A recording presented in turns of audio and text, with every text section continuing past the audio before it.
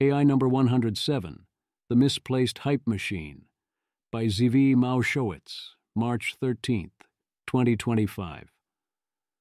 The most hyped event of the week by far was the Manus Marketing Madness. Manus wasn't entirely hype, but there was very little there in that Claude wrapper. Whereas here in America, OpenAI dropped an entire suite of tools for making AI agents and previewed a new internal model making advances in creative writing. Also, they offered us a very good paper warning about the most forbidden technique. Google dropped what is likely the best open non-reasoning model, Gemma 3, reasoning model presumably to be created shortly, even if Google doesn't do it themselves, put by all accounts quite good native image generation inside Flash 2.0, and added functionality to its Amy Doctor and Gemini robotics. It's only going to get harder from here to track which things actually matter. Table of contents. 1. Language models offer mundane utility. How much utility are we talking so far? 2. Language models don't offer mundane utility. It is not a lawyer. 3. We're in deep research. New rules for when exactly to go deep. 4. More Manus marketing madness. Learn to be skeptical, or you can double down.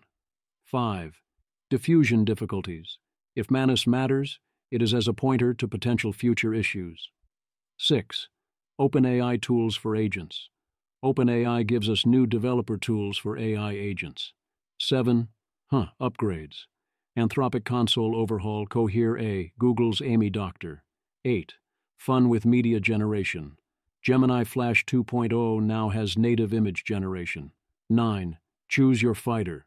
Meta is unimpressed by DeepSeek plus update on apps. 10.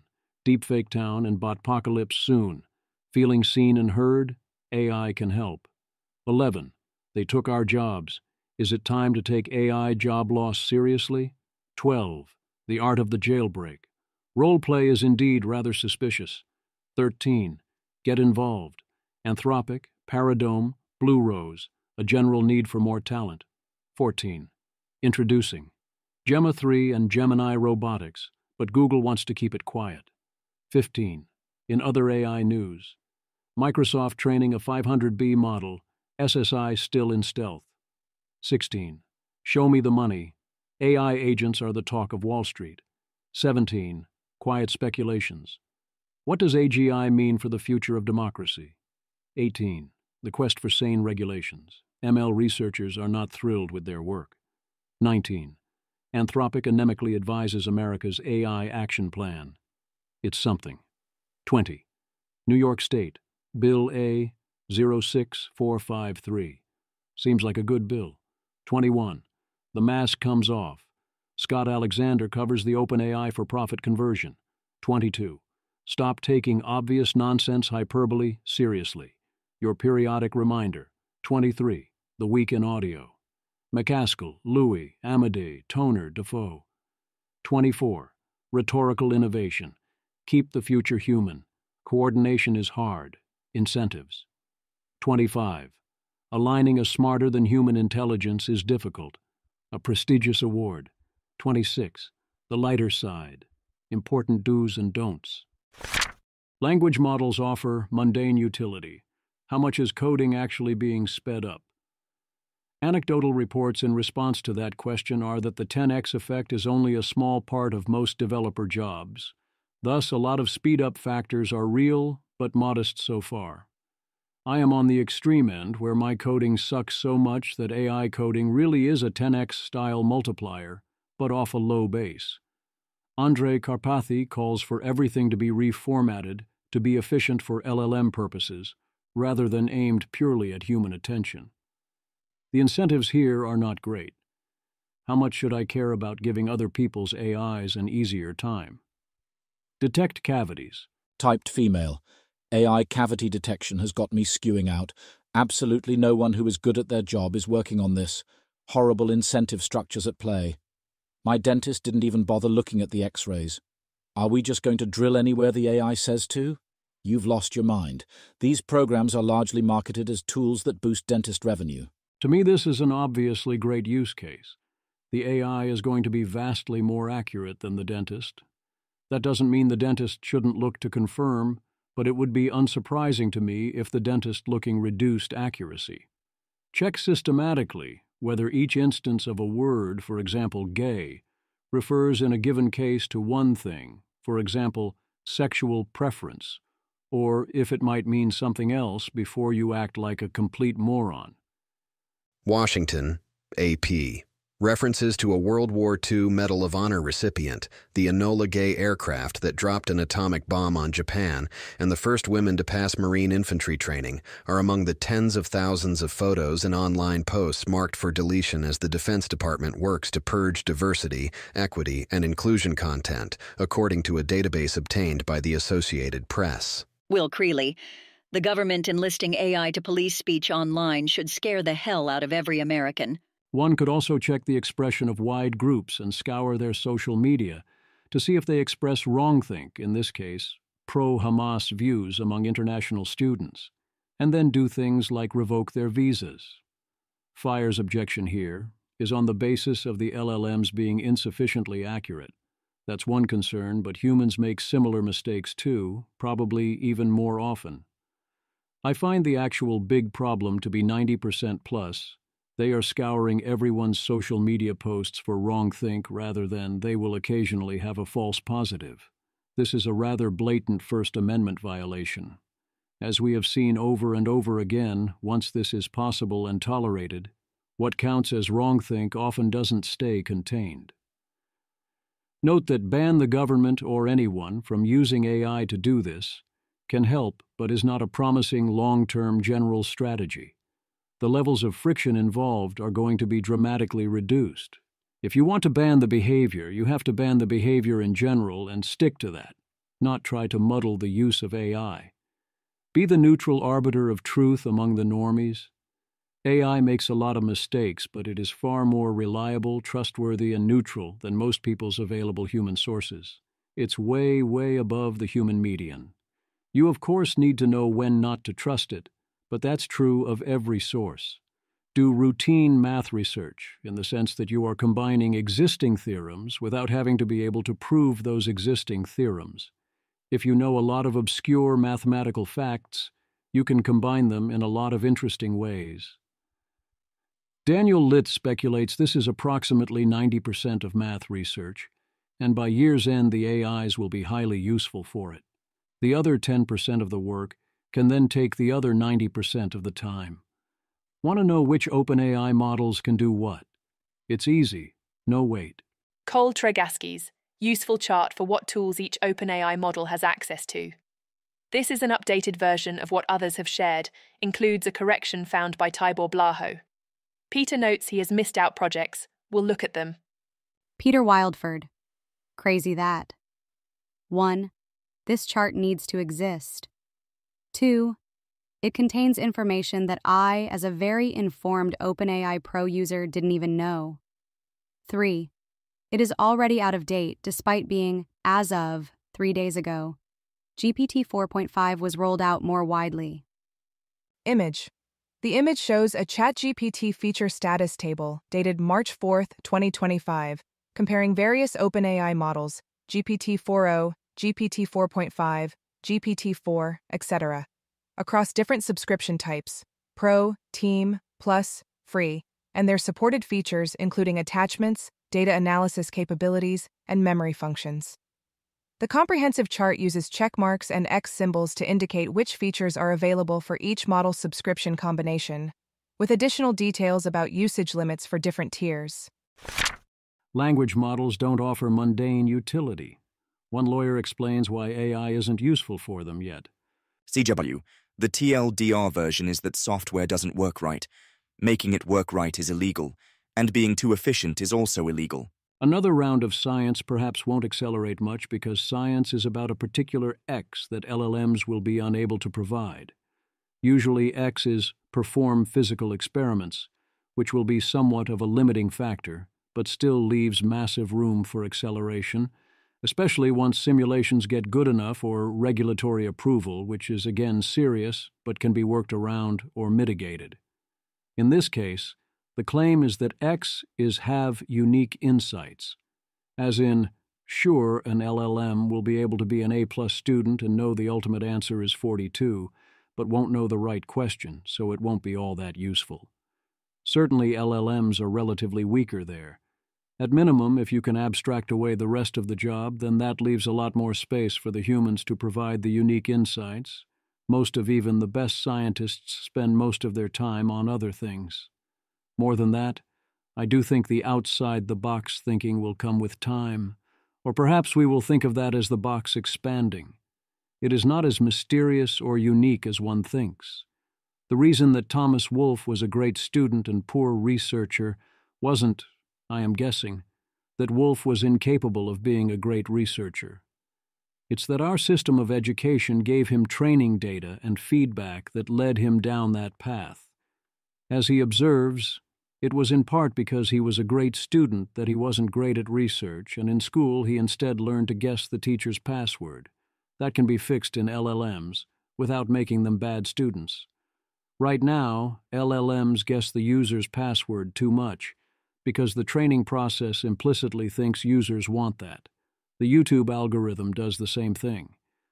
But you could totally train an LLM a different way, especially if doing it purely for science. In a few years, the cost of that will be trivial. Stanford graduate students will do it in a weekend if no one else did it first. We're in deep research. Chris Blattman is a very happy deep research customer. Thread has examples. Davidad. I have found deep research useful under exactly the following conditions. I have a question, to which I suspect someone has written down the answer in a PDF online once or twice ever. It's not easy to find with a keyword search. I can multitask while waiting for the answer. Unfortunately, when it turns out that no one has ever written down the actual answer, or an algorithmic method to compute the general class of question, it is generally extremely frustrating to discover that O3's superficially excitingly plausible synthesis is actually nonsense. Market Urbanism's Salim Firth has first contact with deep research. It goes well. This is exactly the top use case where you want to compile a lot of information from various sources, and actively false versions are unlikely to be out there. Arvind Narayanan tells OpenAI Deep Research to skip the secondary set of questions, and OpenAI Deep Research proves incapable of doing that. The user cannot deviate from the workflow here. I think in this case that is fine, as a DR call is expensive. For Gemini DR, it's profoundly silly. I literally just click through the research proposal, because the proposal is my words repeated back to me no matter what.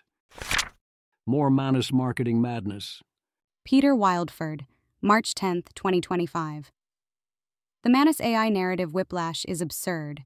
Yesterday, first AGI China defeats US in AI race. Today, complete influencer hype scam, just a Claude wrapper. The reality? In between. Manus made genuine innovations and seems useful. But it isn't some massive advance. Robert Scoble. Be particularly skeptical of initial claims of Chinese AI. I'm guilty because I'm watching so many in AI who get excited, which gets me to share. I certainly did the past few days with Manus AI, which isn't public yet, but a lot of AI researchers got last week. In my defense, I shared both people who said it wasn't measuring up, as well as those who said it was amazing. But I don't have the evaluation suites or the skills to do a real job here. I am following 20,000 plus people in AI, though, so will continue sharing when I see new things pop up that a lot of people are covering. To Robert, I would say you cannot follow 20,000 plus people and critically process the information. Put everyone into the fire hose and you're going to end up falling for the hype, or you're going to randomly drop a lot of information on the floor, or both. Whereas I do this full-time and curate a group of less than 500 people. Peter expanded his thoughts into a full post, making it clear that he agrees with me that what we are dealing with is much closer to the second statement than the first. If an American startup did Manus, it would have been a curiosity and nothing more. Contrary to claims that Manus is the best general AI agent available, it is neither the best agent nor is it available. Manus has let a small number of people see a research preview that is slow, that has atrocious unit economics, that brazenly violates terms of service, that is optimized on a small range of influencer-friendly use cases, that is glitchy and lacks any sorts of guardrails, and definitely is not making any attempt to defend against prompt injections or other things that would exist if there was wide distribution and use of such an agent. This isn't about regulatory issues and has nothing to do with Monica, the company behind Manus, being Chinese, other than leaning into the China beats America narrative. Manus doesn't work. It isn't ready for anything beyond a demo. They made it work on a few standard use cases. Everyone else looked at this level of execution, probably substantially better than this level in several cases, and decided to keep their heads down building until it got better, and worried correctly that any efforts to make it temporarily somewhat functional will get steamrolled by the major labs. Manus instead decided to do a well-executed marketing effort anyway. Good for them. Tyler Cowen doubles down on more Manus.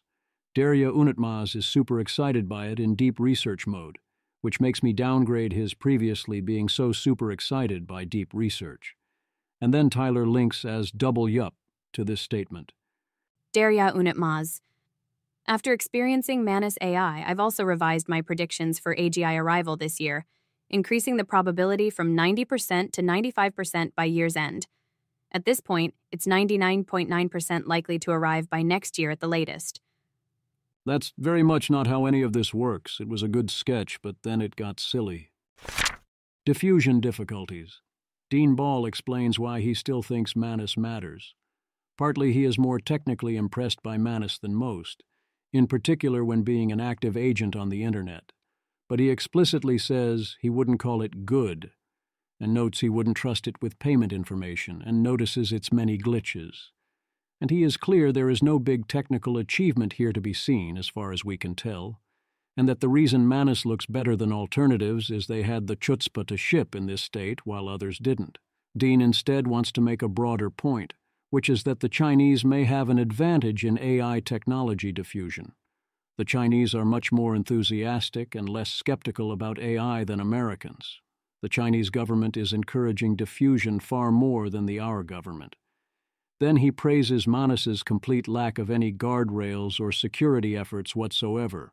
For having the chutzpah to ship a product I would say no sane man would ever use for the use cases where it has any advantages. I acknowledge that Dean is pointing to real things when he discusses all the potential legal hot water one could get into as an American company releasing a Manus. But I once again double down that none of that is going to stop a YC company or other startup, or even substantially slow one down. Dean instead here says American companies may be afraid of AGI and distracted from extracting maximum value from current LLMs. I don't think that is true either. I think that we have a torrent of such companies, trying to do various wrappers and marginal things, even as they are warned that there is likely little future in such a path. It won't be long before we see other similar demos and even releases for the sufficiently bold. I also noticed that only days after Manus, OpenAI went ahead and launched new tools to help developers build reliable and powerful AI agents. In this sense, perhaps Manus was a minor, DeepSeek moment, in that the hype caused OpenAI to accelerate their release schedule. I do agree with Dean's broader warnings. America risks using various regulatory barriers and its general suspicion of AI to slow down AI diffusion more than is wise in ways that could do a lot of damage, and we need to reform our system to prevent this. We are not doing the things that would help us all not die, which would, if done wisely, cost very little in the way of capability, diffusion, or productivity. Instead, we are putting up barriers to us having nice things and being productive. We need to strike that and reverse it. Alas, instead, our government seems to be spending recent months largely shooting us in the foot in various ways.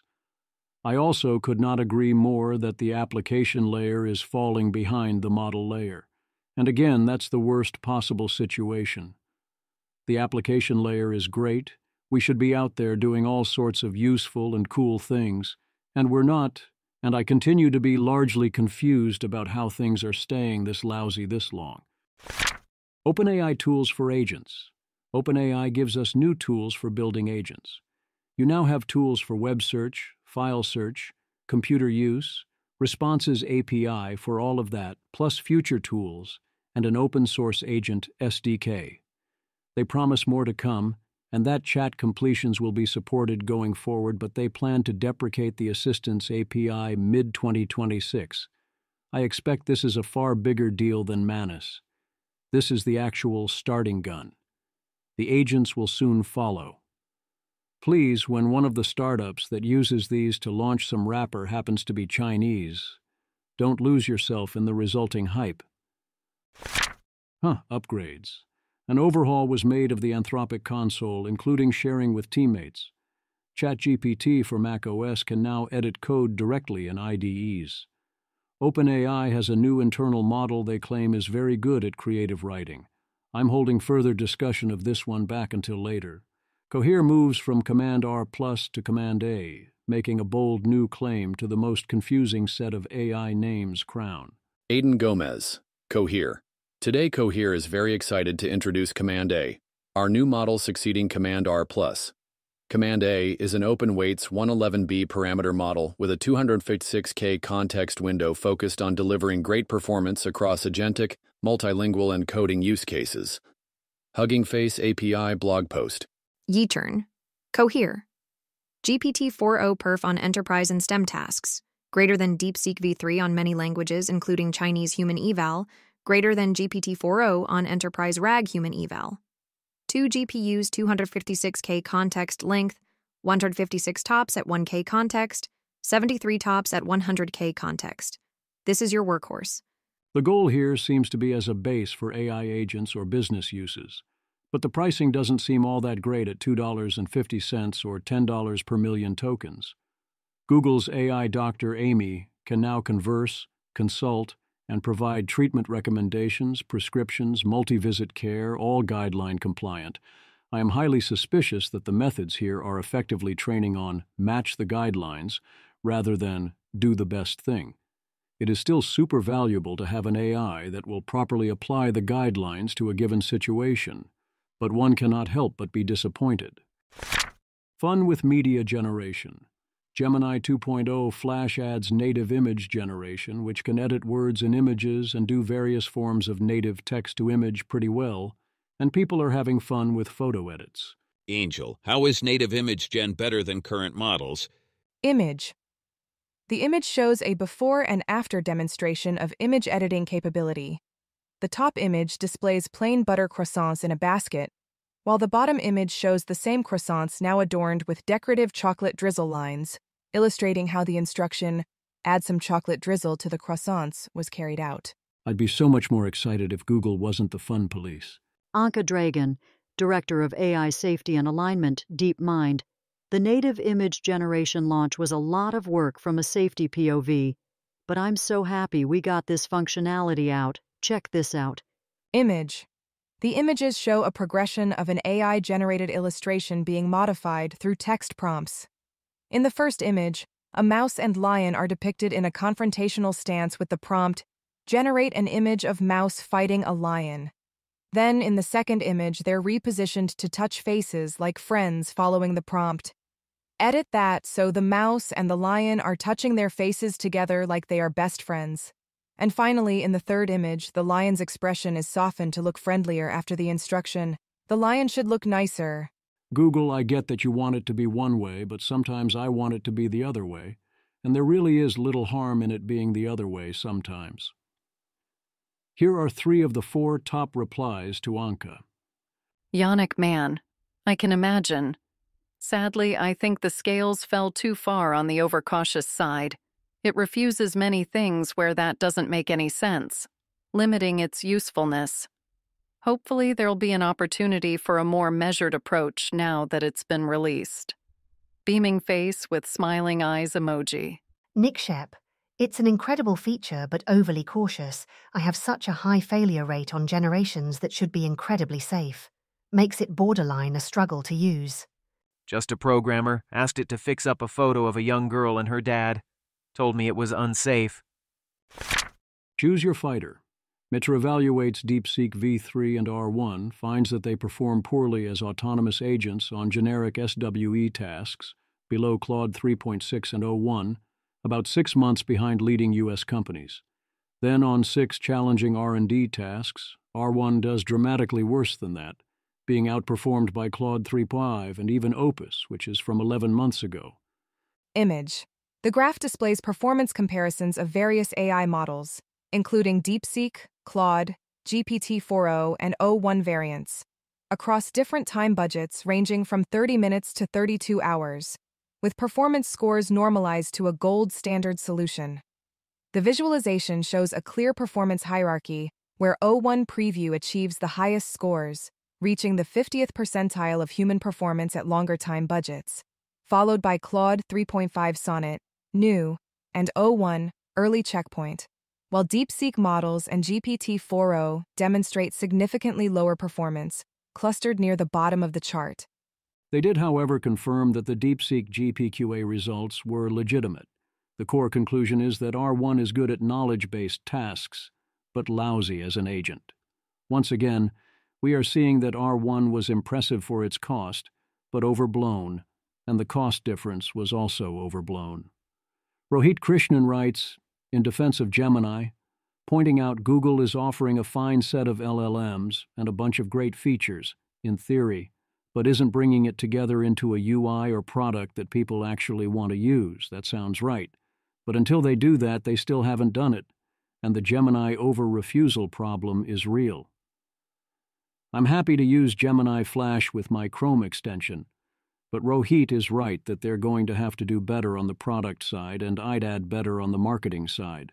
Google also give me an LLM that can properly use my Docs, Sheets, and Gmail as context, and that too would go a long way. You keep not doing that. Sully Omar, crazy how much better Gemini Flash thinking is than regular 2.0. Think. This is actually opt for instruction following.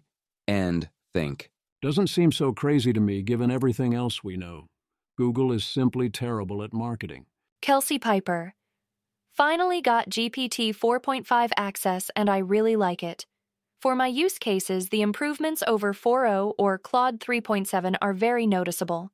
It feels unpolished, and the slowness of answering is very noticeable. But I think if the message limit weren't so restrictive, it'd be my go-to model. There were at least 2 distinct moments where it made an inference or a clarification that I've never seen a model make, and that felt genuinely intelligent, the product of a nuanced world model and the ability to reason from it. It does still get my secret test of AI metacognition and agency completely wrong, even when I try very patiently prompting it to be aware of the pitfalls. This might be because it doesn't have a deep thinking mode. The top 100 Gen AI consumer apps list is out again, and it has remarkably little overlap with what we talk about here. Image.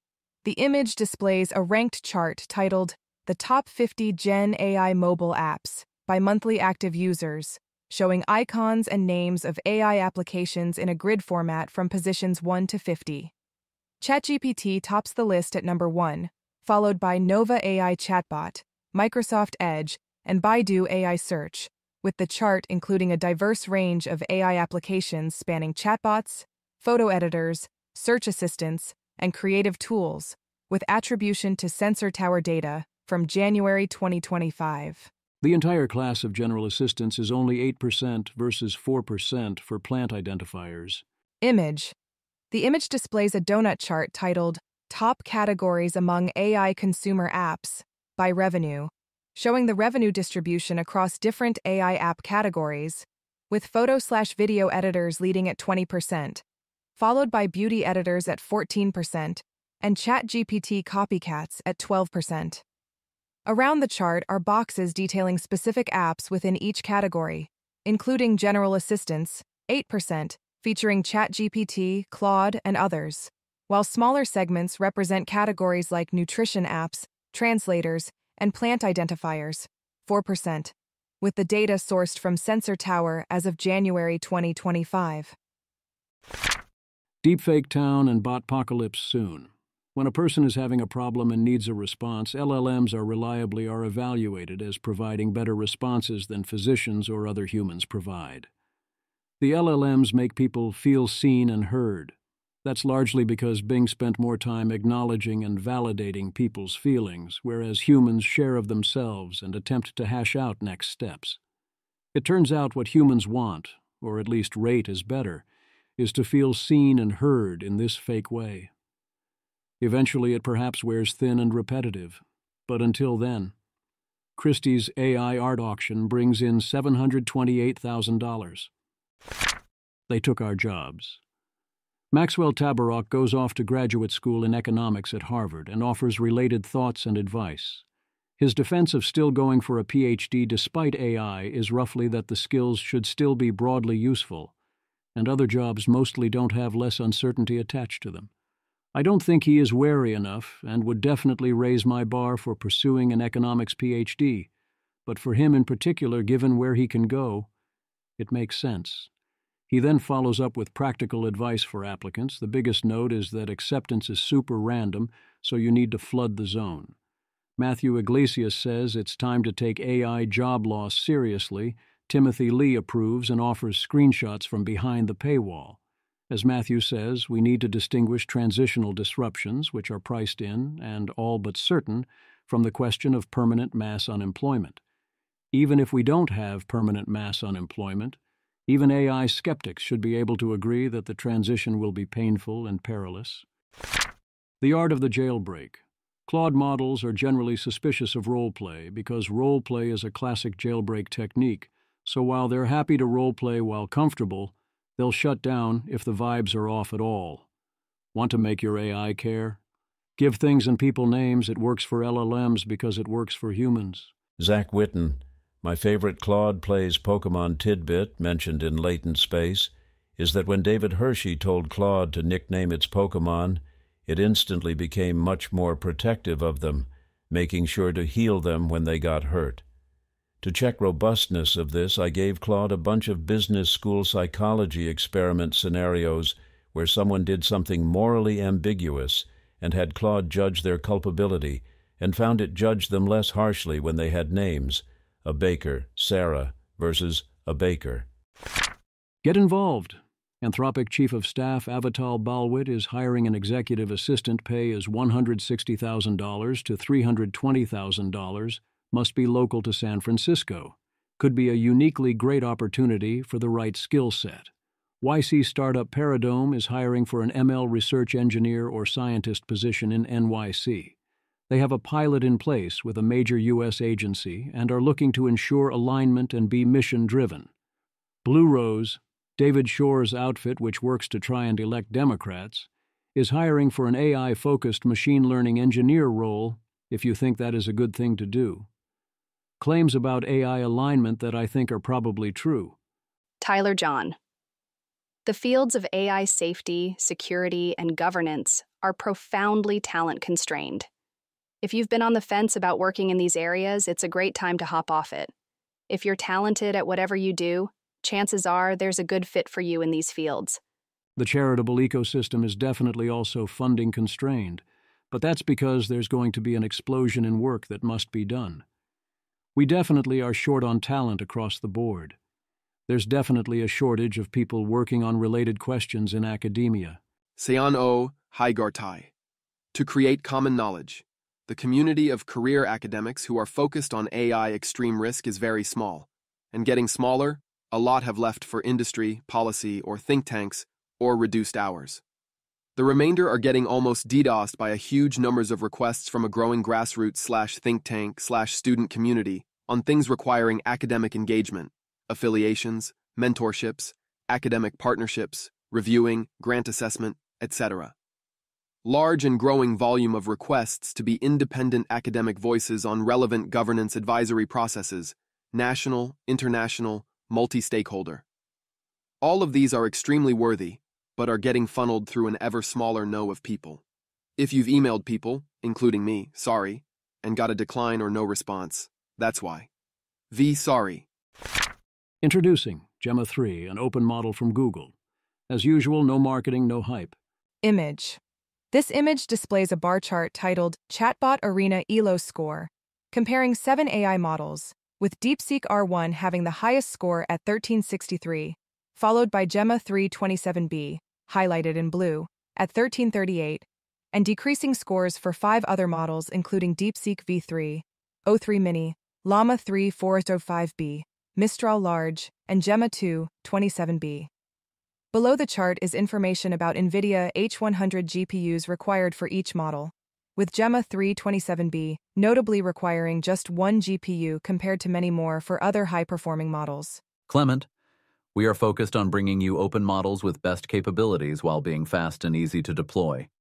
27B lands an ELO of 1338, all the while still fitting on one single H100 vision support to process mixed image/video/text content. Extended context window of 128K, broad language support, function call/tool use for agentic workflows, blog post, tech report, recap video, hugging face, try it here. Peter Wildford. If this was a Chinese AI announcement, police car light emoji. Breaking. Google's revolutionary Gemma 3 destroys DeepSeek using 99% fewer GPUs. China trembles as Google model achieves superhuman performance on all benchmarks with just 1 GPU. Hashtag AI supremacy. I'm sure Mark Andreessen is going to thank Google profusely for this real soon now. Arena is not the greatest test anymore, so it is unclear if this is superior to V3, but it certainly is well ahead of V3 on the cost-benefit curves. Presumably various versions of G1 turning this into a reasoning model will be spun up shortly. If no one else does it, maybe I will do it in 2 weeks when my new Mac Studio arrives. GSM 8K Platinum, which aims to fix the noise and flaws in GSM 8K. Gemini Robotics, a VLA model based on Gemini 2.0 and partnering with Aptronic. In other AI news, Microsoft has been training a 500B model, MAI-1, since at least May 2024, and are internally testing Llama, Grok, and DeepSeek R1 as potential OpenAI replacements. Microsoft would be deeply foolish to do otherwise. What's going on with Ilya Sutskever's Safe Superintelligence, SSI? There's no product, so they're completely dark, and the valuations are steadily growing to $30 billion, up from $5 billion 6 months ago, and almost half the value of Anthropic. They're literally asking candidates to leave their phones in Faraday cages before in-person interviews, which actually makes me feel vastly better about the whole operation. Someone is taking security actually seriously one time. There's going to be a human versus AI capture the flag contest starting tomorrow. Sign-ups may have long since closed by the time you see this, but you never know. Paper Pros is essentially a unified benchmark covering a range of capabilities. I do not think this is the right approach. Talk to X Data, which claims to let you chat with the entire X database. Show me the money. Aaron Levine reports investors on Wall Street are suddenly aware of AI agents. La-da-da, welcome to last year. The efficient market hypothesis is false, and so on. Wall Street Journal asks, what can the dot-com boom tell us about today's AI boom? Without bringing any insights beyond previous technologies had bubbles in the sense that at their high points we overinvested and the prices got too high, so maybe that will happen again. And ultimately, if AI doesn't produce value, then the investments won't pay off. Well, yeah, Robin Hanson interprets this as, seems they are admitting the AI stock prices are way too high, as if there were some cabal of theys that are admitting something, which very much isn't what is happening here. Prices could, of course, be too high, but that's another way of saying prices aren't super definitively too low. Quiet speculations. GPT 4.5 is not AGI as we currently understand it, or for the purposes of things go crazy next Tuesday. But it does seem likely that researchers in 2015 would see its outputs and think of it as an AGI. An analysis of Daniel Kokotajlo's 2021 post, What 2026 Looks Like, finds the predictions have held up remarkably well so far. Justin Bullock, Samuel Hammond, and Seb Creer offer a paper on AGI, governments, and free societies, pointing out that the current balances and system by default won't survive. The risk is that either AGI capabilities diffuse so widely government, and I would add, probably also humanity, is disempowered, or state capacity is enhanced enabling a surveillance state and despotism. There's a lot of good meat here, and they in many ways take AGI seriously. I could certainly do a deep dive post here if I was so inclined. Unless, and until then, I will say that this points to many very serious problems we have to solve, and takes the implications far more seriously than most, while, from what I could tell so far, still not thinking big enough or taking the implications sufficiently seriously in key ways. The fundamental assumptions of liberal democracy, the reasons why it works and has been the best system for humans, are about to come into far more question than this admits.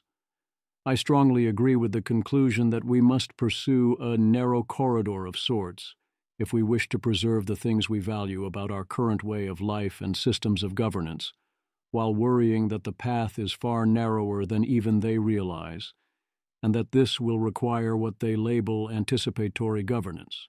Passive reaction after the fact is doomed to fail, even under otherwise ideal conditions. Arnold Kling offers 7 opinions about AI.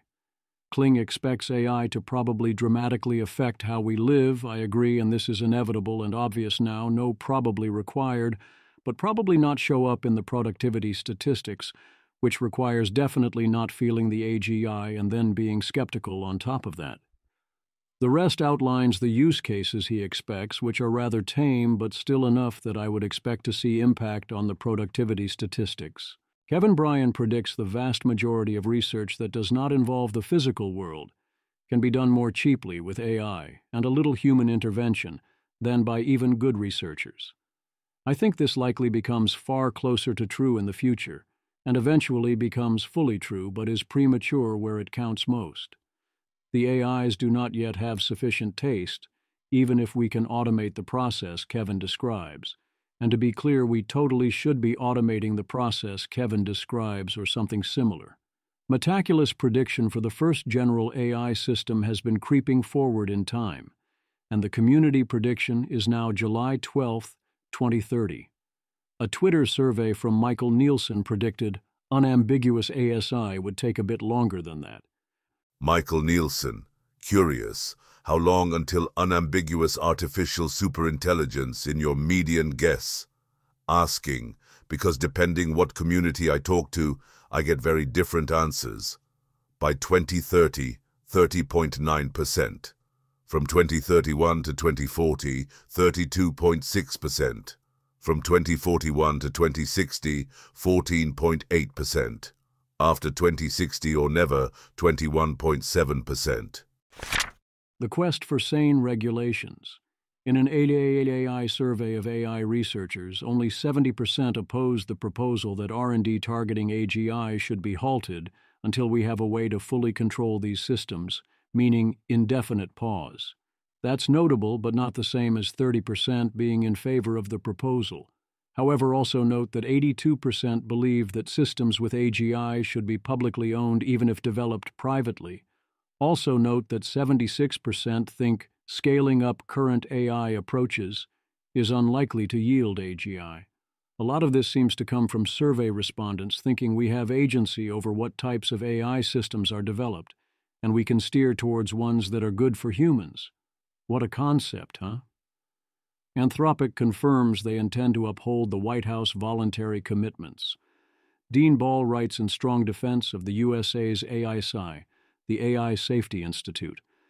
It is fortunate that AISI was spared the Trump administration's general push to fire as many probationary employees as possible, since that includes anyone hired in the past 2 years, and thus would have decimated AISI. As Dean Ball points out, those who think AISI is involved in attempts to make AI woke or to censor AI are simply incorrect. AISI is concerned with catastrophic and existential risks, which, as Dean reminds us, were prominently highlighted recently by both OpenAI and Anthropic. Very obviously, America needs to build up its state capacity in understanding and assessing these risks. I'm going to leave this here. Link is in the original. Dean Ball. But should the United States federal government possess a robust understanding of these risks, including in frontier models before they are released to the public? Should there be serious discussions going on within the federal government about what these risks mean? Should someone be thinking about the fact that China's leading AI company DeepSeek is on track to open source models with potentially catastrophic capabilities before the end of this year? Is it possible a Chinese science and technology effort with lower than Western safety standards might inadvertently release a dangerous and infinitely replicable thing into the world, and then deny all culpability? Should the federal government be cultivating expertise in all these questions? Obviously. Risks of this kind are what the US AI Safety Institute has been studying for a year. They have outstanding technical talent. They have no regulatory powers, making most, though not all, of my political economy concerns moot. They already have agreements in place with frontier labs to do pre-deployment testing of models for major risks. They have, as far as I can tell, published nothing that suggests a progressive social agenda. Should their work be destroyed because the Biden administration polluted the notion of AI safety with a variety of divisive and unrelated topics? My vote is no. Dean Ball also points out that AIC plays a valuable pro-AI role in creating standardized evaluations that everyone can agree to rely upon. I would add that AIC allows those evaluations can include access to classified information, which is important for properly evaluating CBRN risks. Verifying the safety of AI does not slow down adaptation.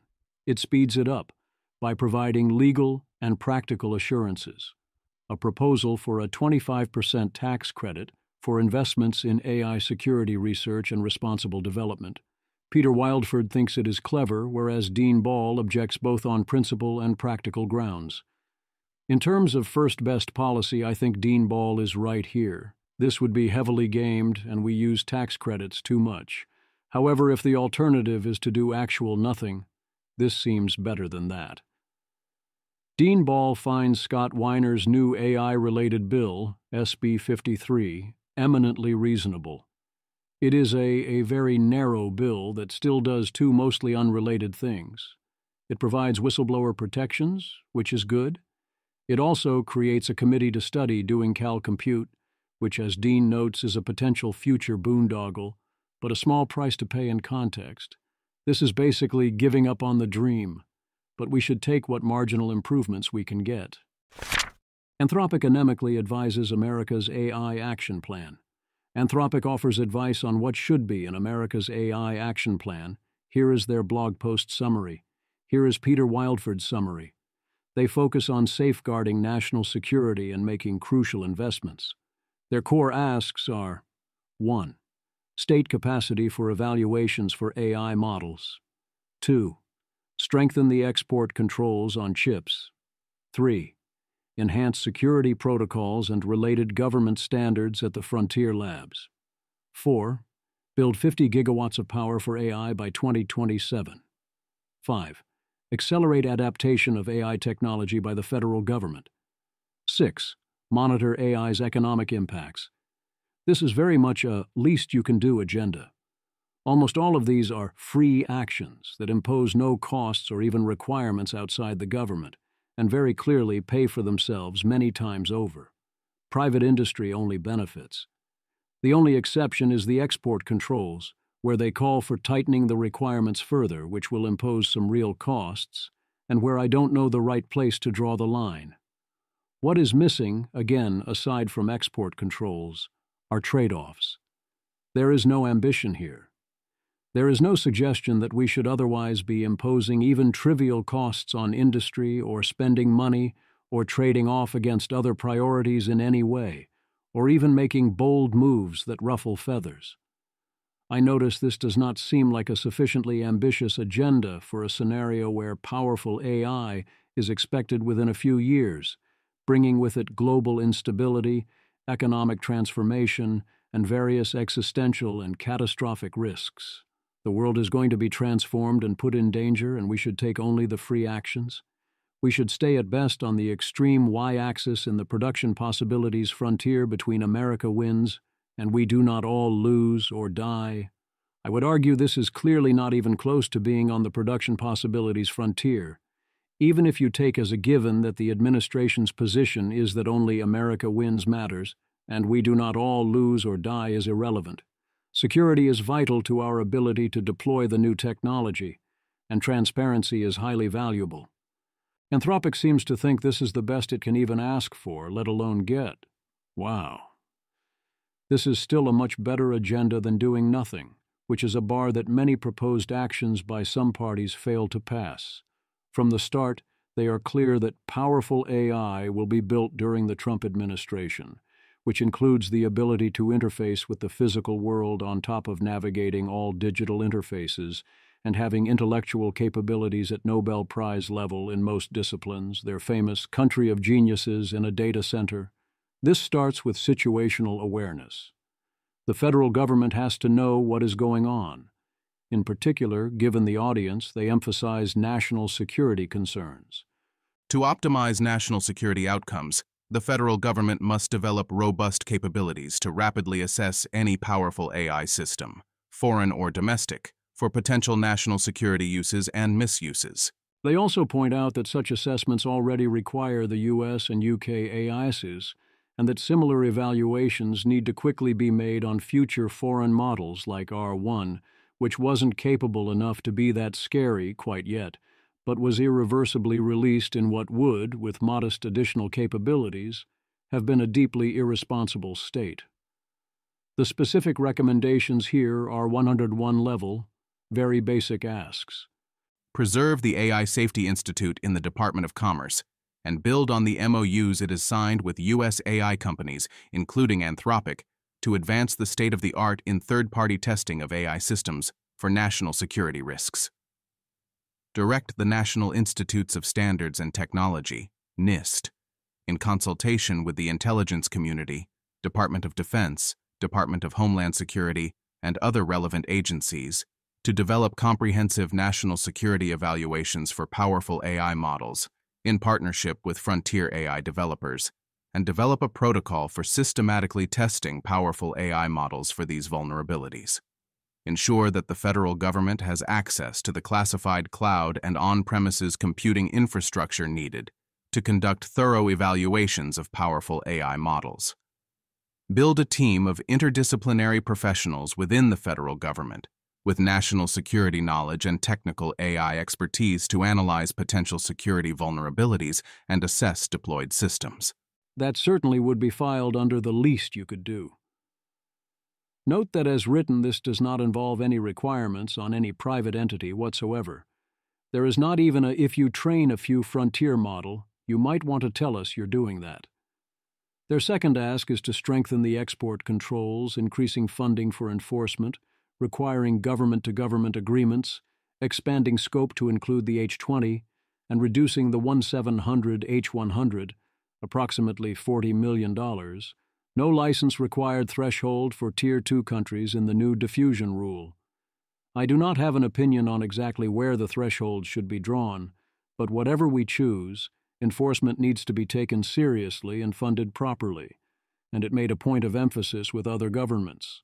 This is not a place to not take things seriously.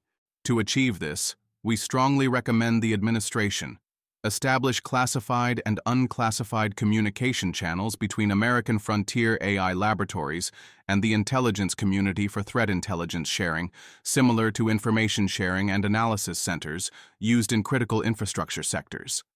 This should include both traditional cyber threat intelligence, as well as broader observations by industry or government of malicious use of models, especially by foreign actors. Create systematic collaboration between frontier AI companies and the intelligence community agencies, including Five Eyes partners, to monitor adversary capabilities.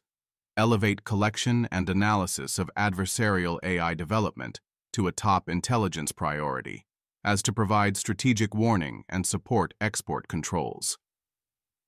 Expedite security clearances for industry professionals to aid collaboration. Direct NIST to develop next-generation cyber and physical security standards specific to AI training and inference clusters. Direct NIST to develop technical standards for confidential computing technologies that protect model weights and user data through encryption even during active processing. Develop meaningful incentives for implementing enhanced security measures via procurement requirements for systems supporting federal government deployments. Direct DOE/DNI to conduct a study on advanced security requirements that may become appropriate to ensure sufficient control over and security of highly agentic models. Once again, these asks are very light touch and essentially free actions. They make it easier for frontier labs to take precautions they need to take anyway, even purely for commercial reasons to protect their intellectual property. Next up is the American energy supply, with the goal being 50 additional gigawatts of power dedicated to AI industry by 2027, via streamlining and accelerating permitting and reviews, including working with state and local governments, and making use of existing funding and federal real estate. The most notable thing here is the quick timeline, aiming to have this all up and running within 2 years. They emphasize rapid AI procurement across the federal government. The White House should task the Office of Management and Budget, OMB, to work with Congress to rapidly address resource constraints, procurement limitations, and programmatic obstacles to federal AI adoption, incorporating provisions for substantial AI acquisitions in the President's budget. Coordinate a cross-agency effort to identify and eliminate regulatory and procedural barriers to rapid AI deployment at the federal agencies for both civilian and national security applications. Direct the Department of Defense and the intelligence community to use the full extent of their existing authorities to accelerate AI research, development, and procurement. Identify the largest programs in civilian agencies where AI automation or augmentation can deliver the most significant and tangible public benefits, such as streamlining tax processing at the Internal Revenue Service, enhancing healthcare delivery at the Department of Veterans Affairs, reducing delays due to documentation processing at Health and Human Services, or reducing backlogs at the Social Security Administration. This is again a remarkably unambitious agenda given the circumstances.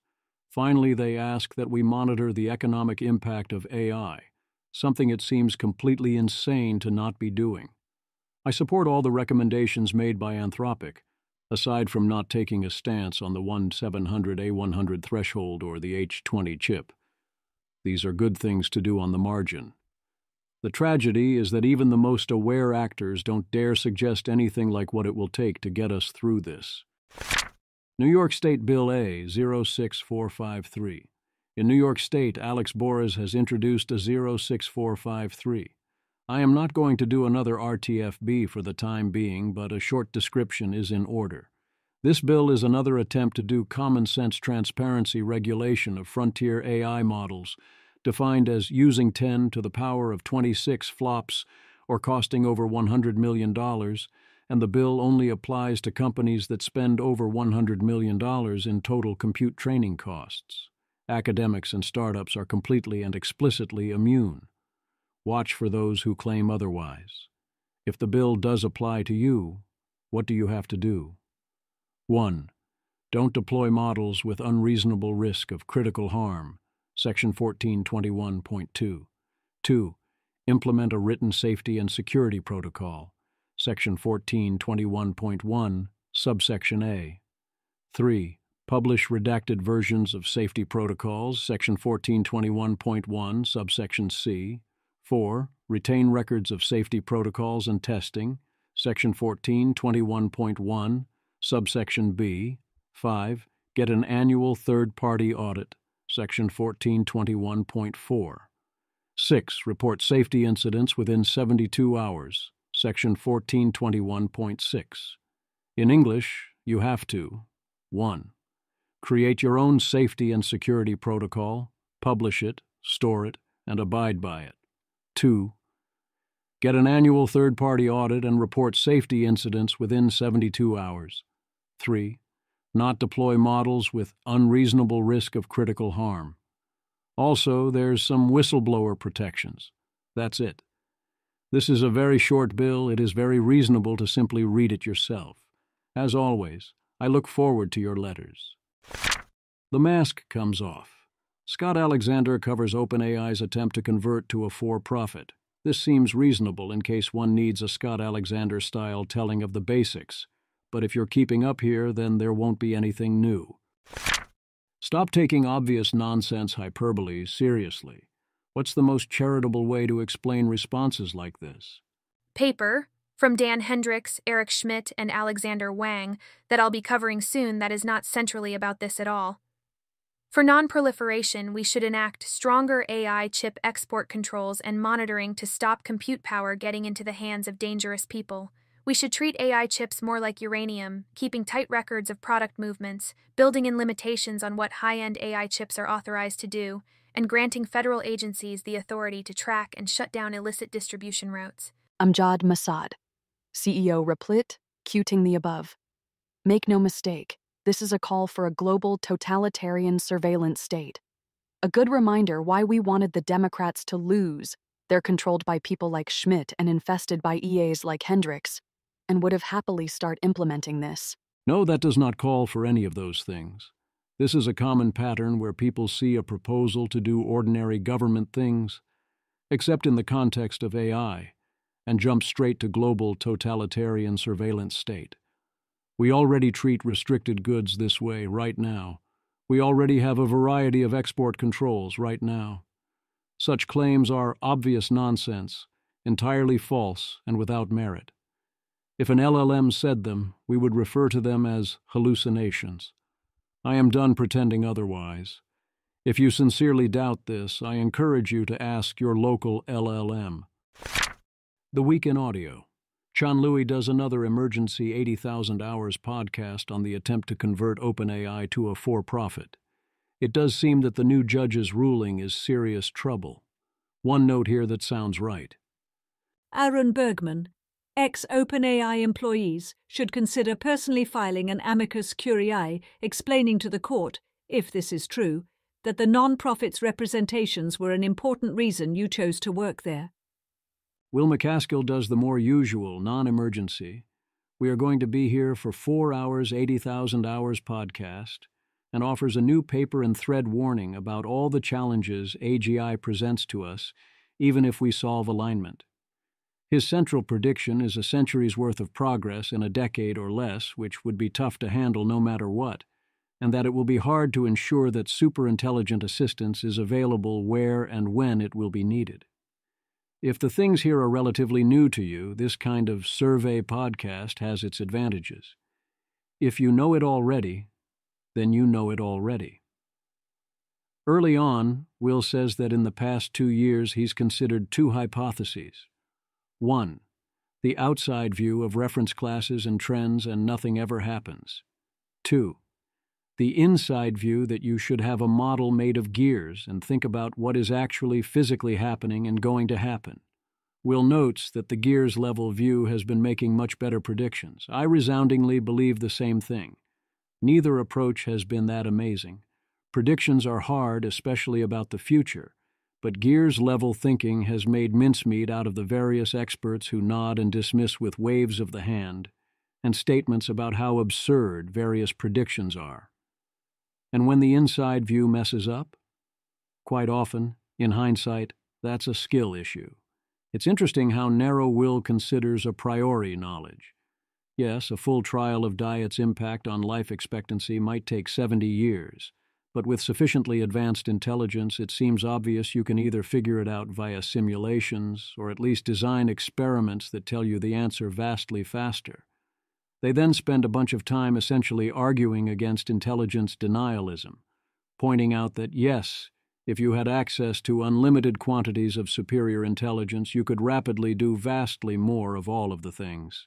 As they say, the strongest argument against is that we might collectively decide to not create all the intelligence and thus all the things, or decide not to apply all the intelligence to creating all the things, but it sure looks like competitive pressures point in the other direction. And once you're able to automate industry, which definitely is coming, that definitely escalates quickly, even more reliably than intelligence, and all of this can be done only with the tricks we definitely know are coming, let alone the tricks we are not yet smart enough to expect. There's worry about authoritarians forcing their people to save, which I'm pretty sure is not relevant to the situation. Lack of capital is not going to be America's problem. Regulatory concerns are bigger. It does seem plausible we shoot ourselves in the foot rather profoundly there.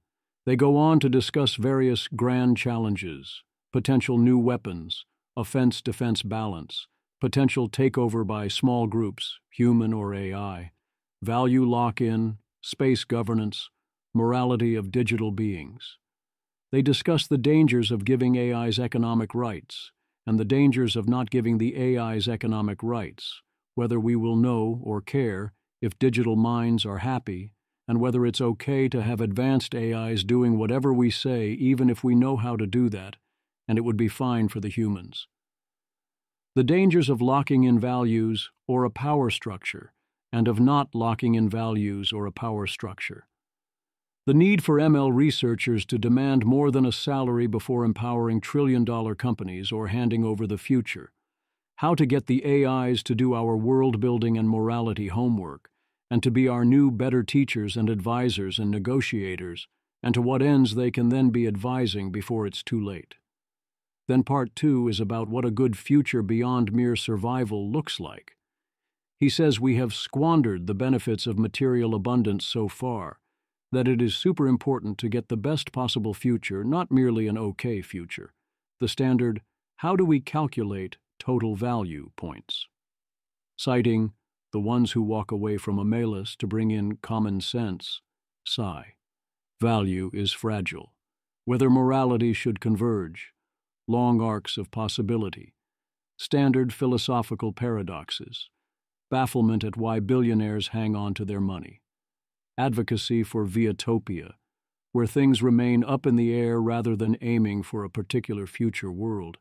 It all reminded me of the chats we used to have back in the before times, e.g., the 2010s or 2000s, about various AI scenarios, and it's not obvious that our understanding of all that has advanced since then. Ultimately, a 4-hour chat seems like not a great format for this sort of thing, beyond giving people surface exposure, which is why Will wrote his essays. Rob Wiblin, can you quickly explain decision theory? No, don't do it.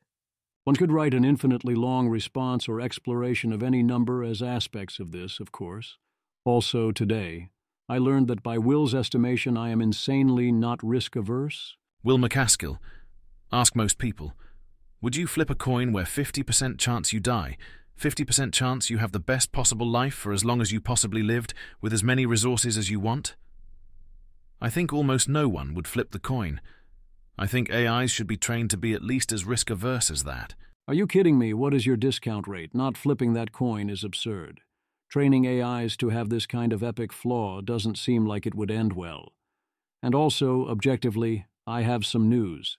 Zvi Moshowitz. Would you flip a coin where 50% chance you die, 50% chance you have the best possible life for as long as you possibly lived, with as many resources as you want? Flip coin, 34.6%. Don't flip coin, 52.4%. See results, 13%. Critter. This is real, but the other side of the coin isn't die, it's possibly fail, and people rarely flip the coin. Not flipping one, but the discussion was heated, and almost no one can be ruled out. Also, I'm going to leave this here, the theme of the second half of the discussion. Will McCaskill, later. And it's that latter thing that I'm particularly focused on. I mean, describe a future that achieves 50% of all the value we could hope to achieve. It's as important to get from the 50% future to the 100% future as it is to get from the 0% future to the 50%, if that makes sense. Something risk aversion, or no? Dario Amode says AI will be writing 90% of the code in 6 months and almost all the code in 12 months. I am with Arthur B. here. I expect a lot of progress and change very soon, but I would still take the other side of that bet. The catch is, I don't see the benefit to Anthropic of running the hype machine in overdrive on this at this time, unless Dario actually believed it. From Alan Defoe's podcast, the point that if AI solves cooperation problems, that alone is immensely valuable, and also that solution is likely a required part of alignment if we want good outcomes in general. Even modest cooperation and negotiation gains would be worth well above the 0.5% GDP growth line, even if all they did was prevent massively idiotic tariffs and trade wars. Not even all trade wars, just the extremely stupid and pointless ones happening for actual no reason. Helen Toner and Allison Snyder at Axios House SXSW. Helen Toner. Lately, it sometimes feels like there are only two AI futures on the table: insanely fast progress or total stagnation. Talked with Alison Snyder of Axios at SXSW about the many in-between worlds, and all the things we can be doing now to help things go better in those worlds. Rhetorical Innovation. A new essay by Anthony Aguirre of FLI calls upon us to keep the future human. How? By not building AGI before we are ready, and only building tool AI, to ensure that what I call the mere tool assumption holds, and we do not lose control and get ourselves replaced. He says the choice is clear. If given the ability to make the choice is very clear. The ability to make that choice is not. His proposal is compute oversight, compute caps, enhanced liability and tiered safety and security standards. International adaptation of that is a tough ask, but there is no known scenario that does not involve similarly tough asks that leads to human survival. Perception of the Overton window has shifted. What has not shifted is the underlying physical reality and what it would take to survive it. There is no point in pretending the problem is easier than it is, or advocating for solutions that you do not think work. In related news, this is not a coincidence because nothing is ever a coincidence, and also because it is very obviously directly causal in both directions. Samuel Hammond, being wrong about it being an accident, but otherwise right. A great virtue of the AI X-risk community is that they love to forecast things. When new capabilities will emerge, the date all labor is automated, rates of explosive GDP growth, science and R&D speed-ups, P.O. doom, etc. This seems to be an accident of the X-risk community's overlap with the rationalist community. People obsessed with prediction markets and being good Bayesians. I wish people who primarily focused on lower-tier/normie AI risks and benefits would issue similarly detailed forecasts. If you don't think AI will proliferate biorisks, say, why not put some numbers on it? There are some exceptions to this, of course. Tyler Cowen's forecast of AI adding 50 basis points to GDP growth rates comes to mind. We need more such relatively middling forecasts to compare against. Gary Marcus's bet with Miles Brundage is a start, but I'm talking about definite predictions across different timescales, not indefinite optimism or pessimism that's hard to falsify. Andrew Critch. Correlation of Bayesian forecasting with extinction fears is not an accident, but mutually causal. Good forecasting causes knowledge that ASI is coming soon, while many are unprepared and thus vulnerable, causing extinction fear, causing more forecasting to search for solutions. The reason people who think in probabilities and do actual forecasting predict AI existential risk is because that is the prediction you get when you think well about these questions. And if you care about AI existential risk, that provides you incentive to learn to think well and also others who can help you think well. A reminder that we need to coordinate to ensure proper investment in AI not killing everyone would be Economics 101, even if everyone properly understood and valued everyone not dying and appreciated the risks involved. Nor would a price mechanism work as an approach here. Eliezer Yudkowsky. Standard economic theory correctly predicts that a non-rival, non-exclusive public good such as the continued survival of humanity will be under-provisioned by AI companies. Jason Abeluk. More sharply, AI is a near-perfect example of Weizmann's 1979 argument for when quantity controls or regulations are needed, rather than Pigouvian taxes or, exclusively, liability. Taxes or other price instruments like liability work well to internalize externalities when the size of the externality is known on the margin, and we want to make sure that harm abatement is done by the firms who are lowest cost. Weizmann pointed out in the 70s that taxes would be a very bad way to deal with nuclear leakage. The problem with nuclear leakage is that the social damage from overproduction is highly nonlinear. It is hard to make predictions, especially about the future, especially now. Paul Graham. The rate of progress in AI must be making it hard to write science fiction right now. To appeal to human readers, you want to make humans, or living creatures at least, solve problems. But if you do, the shelf life of your story could be short. Good sci-fi writers usually ensure themselves against technological progress by not being too specific about how things work. But it's hard not to be specific about who's doing things. That's what a plot is. I know this guy. Dylan Matthews. Guy who doesn't think automatic sliding doors exist because it's too sci-fi. A chart of reasons why various people don't talk about AI existential risk. Daniel Fagella. This is why no one talks about AGI risk. The group that would matter most here is the citizenry, but it's very hard to get them to care about anything not impacting their lives immediately. Image. The image shows a chart titled, Why No One Talks About AGI Risk, that categorizes different groups like AGI lab leaders, tech leaders, and regular citizens into those who know and don't know about the risks. For each group, the chart outlines specific reasons why they don't discuss AGI risk, such as inescapable arms race or financial incentives, and circumstances that might prompt them to start talking about it. I very much hear that line about immediate impact. You see it with people's failure to notice or care about lots of other non-AI things, too.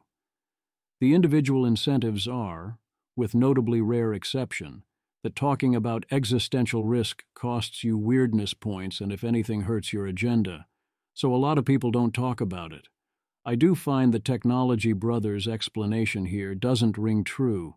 It's stupid, but not that stupid. Most of the rest of it does sound right.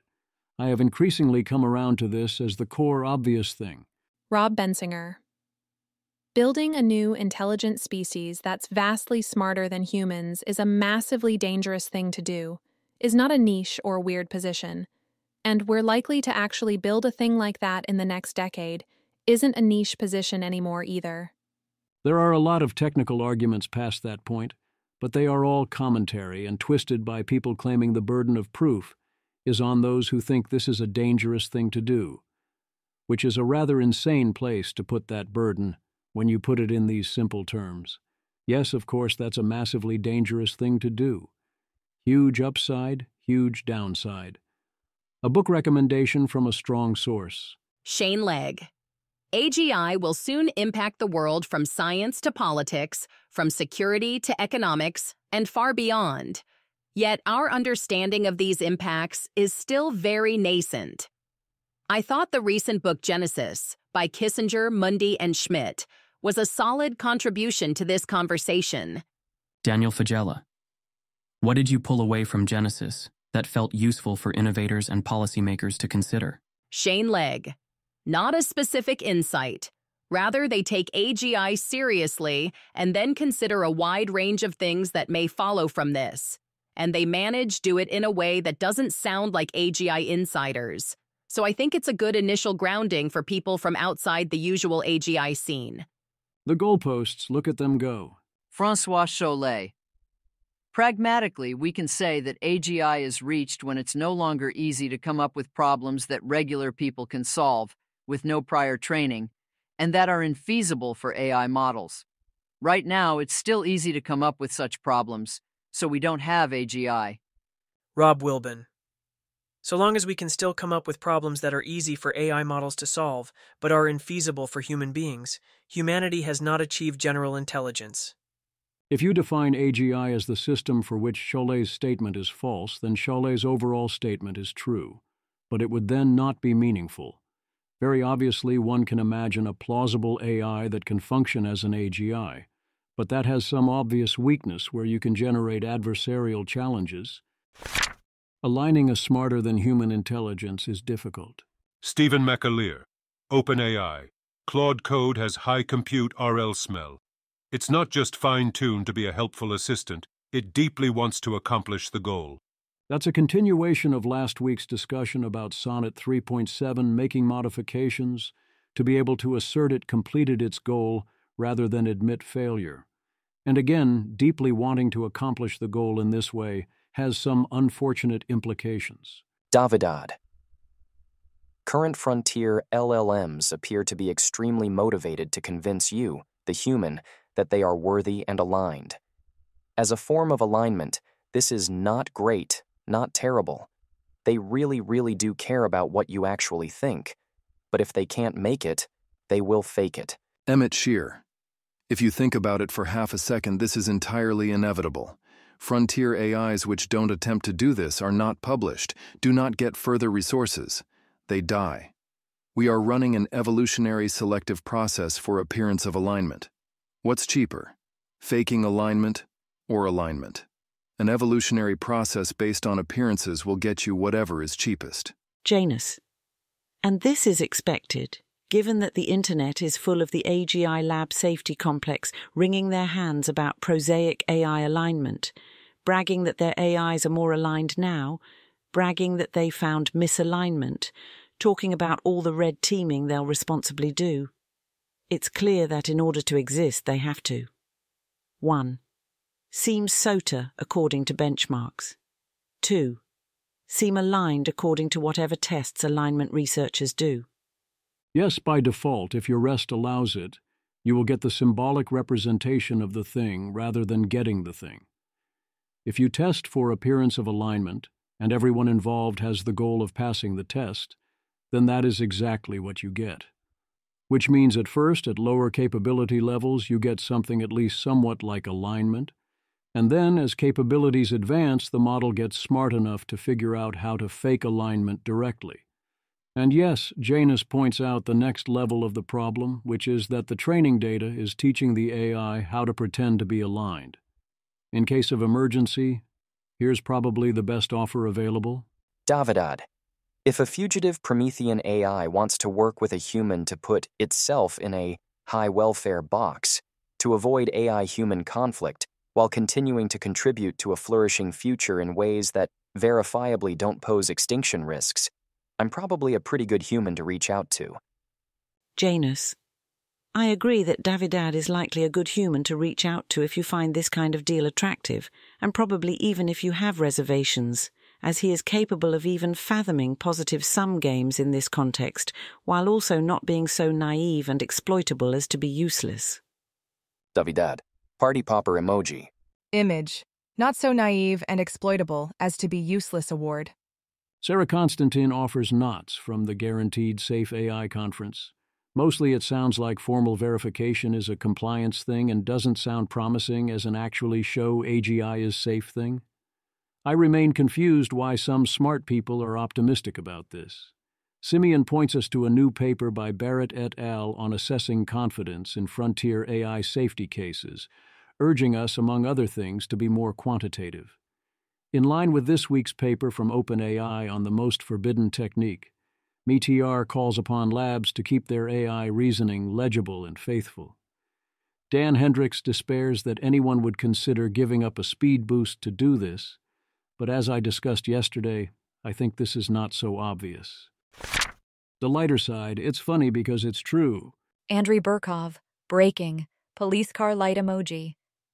So, I tested this new LLM-based system. It generated this 200-page report I didn't read, and then this 150-page book I didn't read either, and then a 20-page travel plan I didn't verify. All I can say, it's very, very impressive. Fire emoji, rocket emoji. First, the number of pages it generated is impressive. Eyes emoji, soccer ball emoji. But not just the number of pages, the formatting is so nice. I have never seen such nicely formatted 200 pages in my life. Sparkles emoji, high voltage emoji, warning emoji, globe with meridians emoji, a game changer, warning emoji, globe with meridians emoji. Peter Wildford. This is honestly how a lot of LLM evaluations sound like here on Twitter. I'm begging people to use more critical thought. And again. Julian Bullion. My alignment researcher friend told me AGI companies keep using his safety evals for high-quality training data, so I asked how many evals, and he said he builds a new one every time. So I said it sounds like he's just feeding safety evals to the AGI companies, and he started crying. This was in Monday's post, but seems worth running in its natural place, too. Human Jeff. Me as a kid reading Dune. I appreciate the detailed world building that justifies why everyone fights with swords and has mental powers, but the idea of a Butlerian jihad against computers is pretty silly. Me in 2025, trying desperately to find the 3 places you need to go to disable the latest helpful AI assistant that's inserted itself into my work chat and is advising me to do things that would be a breach of federal law. Oh, now I get it. No idea if real, but sure, why not? O1 and Claude 3.7 spend 20 minutes doing what looks like pretending to work on documents that don't exist. Claude says it has concepts of a draft. Whoops. No, Altman, no. Caltrain. Caltrain electric vehicles, 100% billionaire free. Ride one today. Sam Altman. I love riding Caltrain. It's the best. Yes, Grok, yes. Tracing wood grains. Just watch someone summon Grok, hoping to win an argument, and then become increasingly irate, arguing against it when it contradicted them. The future is now. Eliezer Yudkowsky, good for Grok. I consider AI sycophancy a top-tier non-extermination threat to humanity, something that can break people's sanity and chisel them away from humans. I guess I should write down this prediction that I consider an obvious guess, albeit not an inevitable call. Later people will look back and say, it should have been obvious that AI could fuel a bigger, worse version of the social media bubble catastrophe.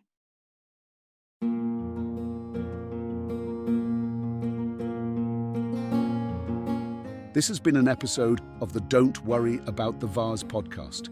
If you enjoyed this podcast, please visit thezv.substack.com to support the author. If you enjoy having AI-narrated episodes, please note this is a listener-supported podcast. To receive new posts and support the cost of creation, consider becoming a subscriber at dwatvpodcast.substack.com. Thanks for listening.